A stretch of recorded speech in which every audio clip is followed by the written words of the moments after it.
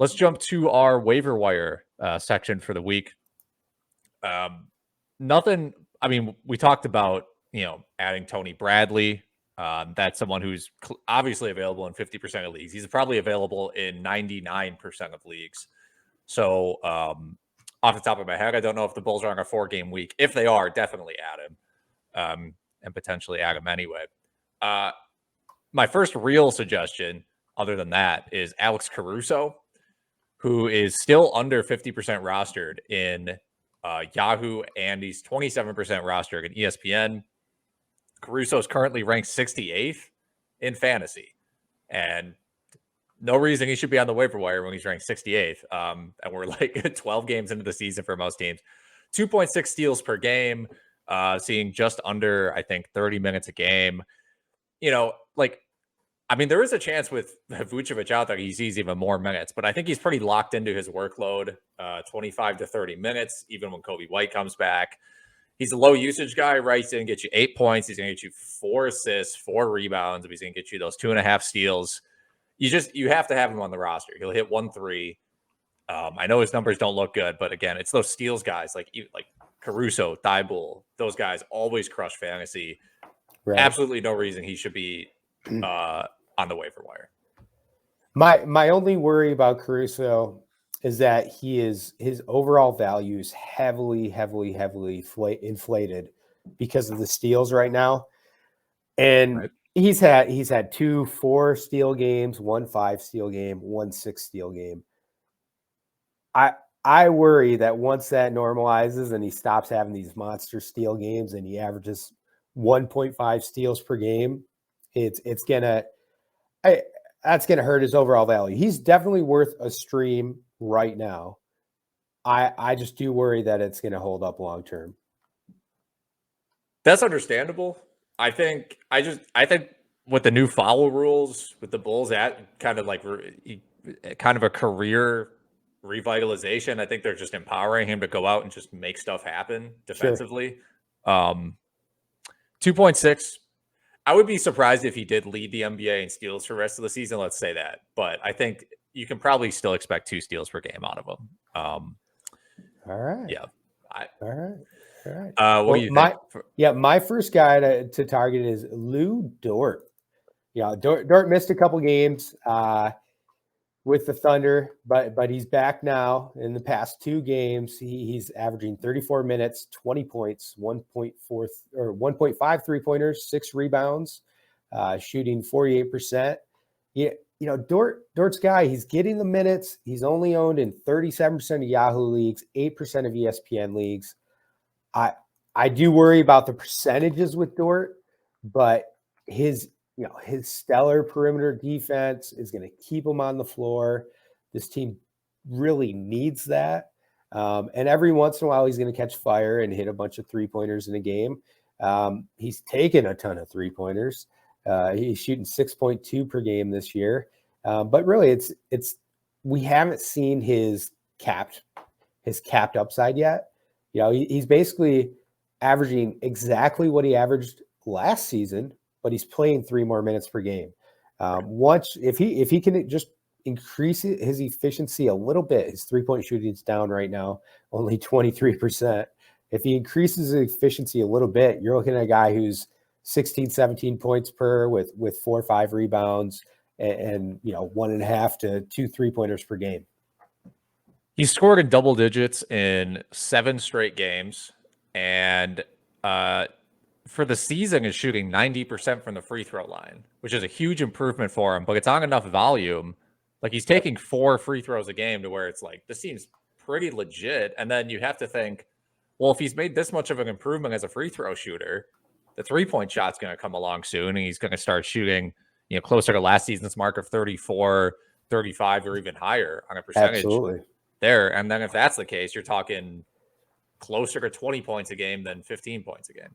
Yeah, exactly. I mean, it's really lining up for him. The minutes are there, and that was, heavier minutes than last season. It's just 35, 35, 34 in the past 3. It's encouraging, and if you can take the hit and field goal percentage, he's worth an immediate add in 10-team, most 10-team leagues, depending on how deep they are.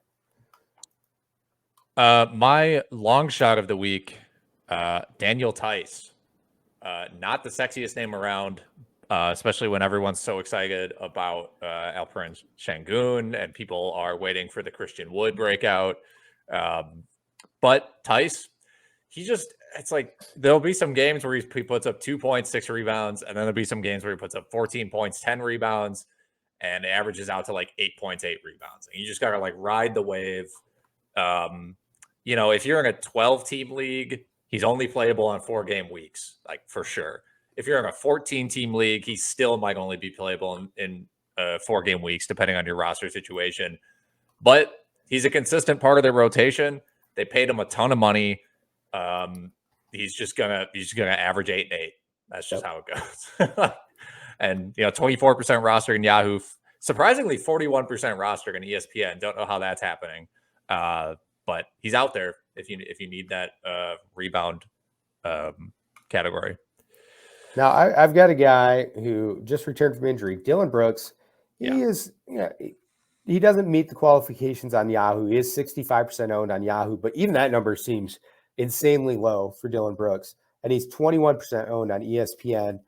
He returned from his hand injury, played 26 minutes, scored 20 points, 4 3-pointers, 4 rebounds, 6 assists, 2 steals.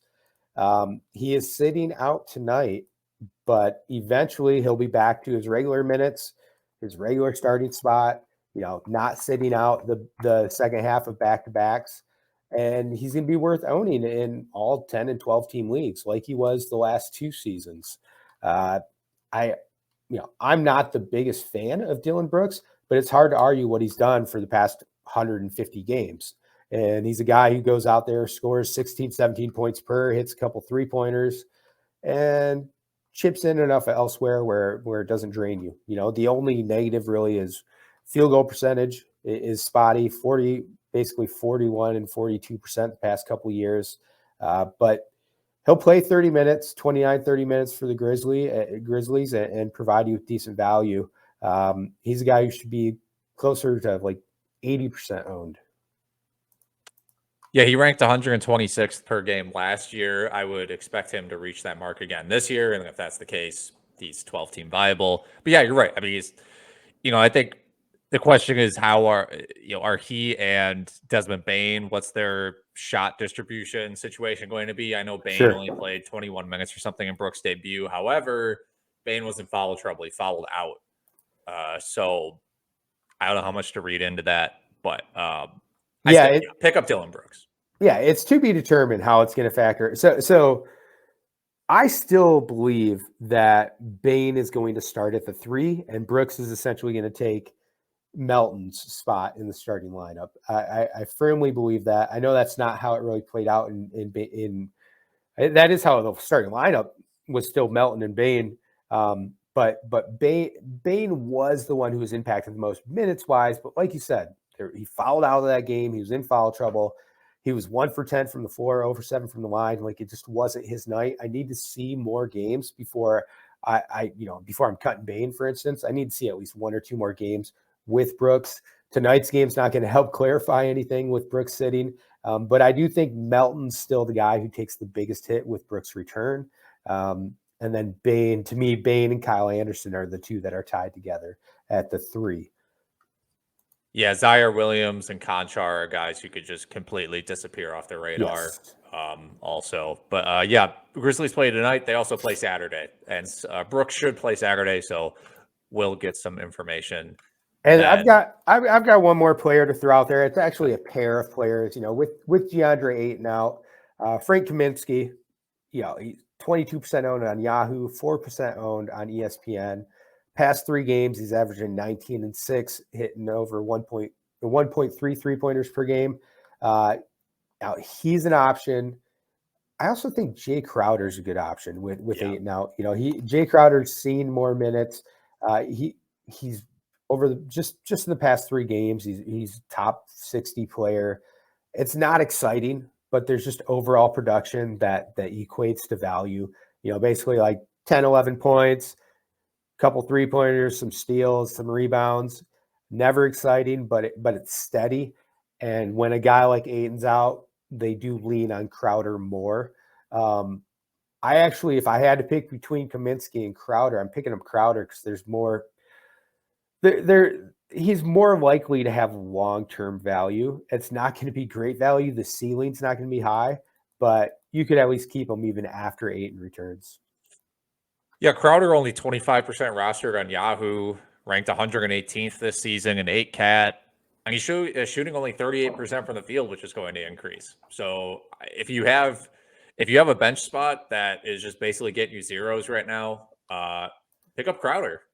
4-game weeks, he's playable, even if his stats don't look great on the surface. And like you mentioned, Shannon, someone he's established in the rotation. He's a veteran. You know exactly what you're getting with Jay Crowder.